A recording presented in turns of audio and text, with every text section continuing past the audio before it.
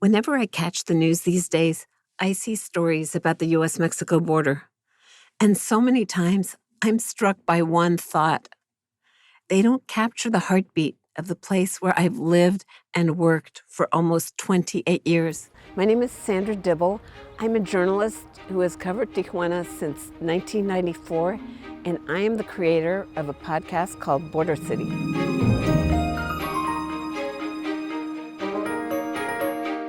Border City podcast came as a result of a lot of discussions. The idea was I was kind of getting close to retirement, and I do remember just saying, hey, why don't you use me in a better way? Why don't you use what I've learned in all this time as I, prepare to leave. And the idea, this was not for me, was to do a podcast. And it's like, well, me, a podcast? How? And we were toying around with different ideas. And someone said, well, how about you? How about you? We can make the story about you. And I was like, what? A story about me? And I'm, journalists aren't used to being the story. And then I thought, well, I've asked so many people to risk themselves and expose themselves and be vulnerable, so I guess I could do it too, right? The print world is very, very different from the podcast world, obviously on many levels.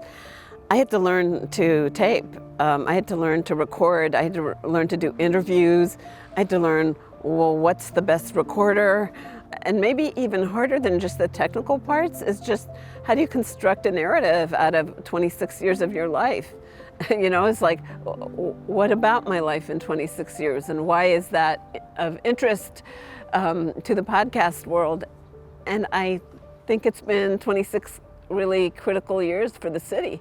Tijuana's really been transformed in 26 years, and yet its essence remains the same, right? It's this amazing city, just wow, with almost like so many crosswinds, migration, you have trade, you have the drug trade, but you have the arts, you have hope and despair. That's just, it's almost biblical sometimes.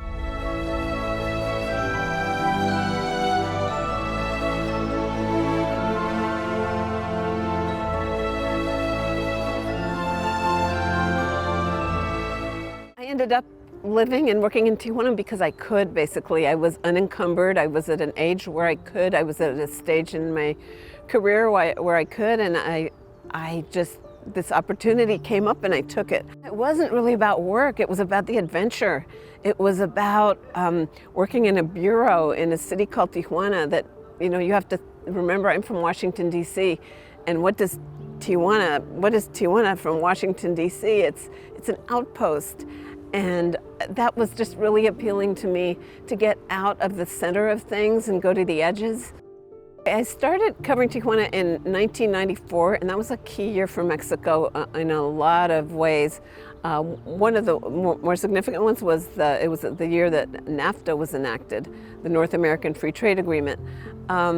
It was also the year that a presidential candidate was killed in Tijuana. A hand with a pistol emerges from the crowd, just a few inches from Colosio. It fires, hitting him in the head. And I came just like 2 weeks after that. I came in the aftermath. I did not come because of that. I did not come because I thought, wow, there's all this stuff going on with drug trafficking. That was the farthest from my thoughts. I think what's happening right now with the killing of journalists and the threats is a accumulation of things. It's nothing new, right? Back in 2004, I believe, Francisco Ortiz Franco, a Zeta reporter, was killed. I remember Sergio Aro, he was back in Mexicali, he was threatened. So it's nothing new. I think journalists are being killed because there are no consequences, or there have been few consequences for killing them. And people are getting away with it. And I think that's what's happening now, is just a call for justice and a call for protecting journalists, and a demand that people acknowledge and understand the difficult and sometimes dangerous jobs that journalists do. I do know that American journalists have been killed, and it can be dangerous. It's not like you're protected just because you're American, but you are doing a different kind of job for the most part than Mexican journalists are. Foreign journalists are not in the nitty-gritty the way Mexican journalists are. We're like flying a little above and we're coming a little later. We're doing more perspective pieces for the most part, and we are not as much in harm's way.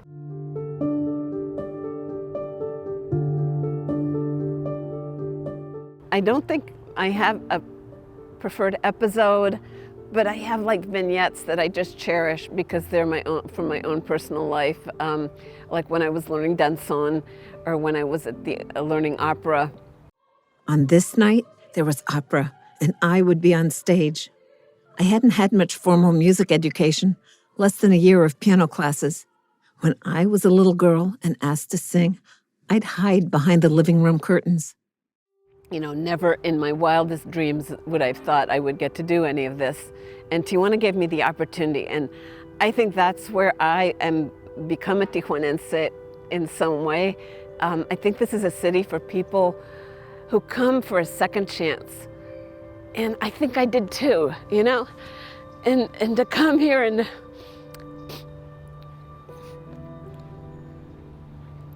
I think where I really am part of the city is it's a place where people come for second chances. And I think I came for second chances to reinvent myself, you know, fundamentally. And I think a lot of people have. Tijuana is a city with its own story and a million stories. Mine is just one of a million stories in this city. I want people to understand, even if they never come, just how rich the city is.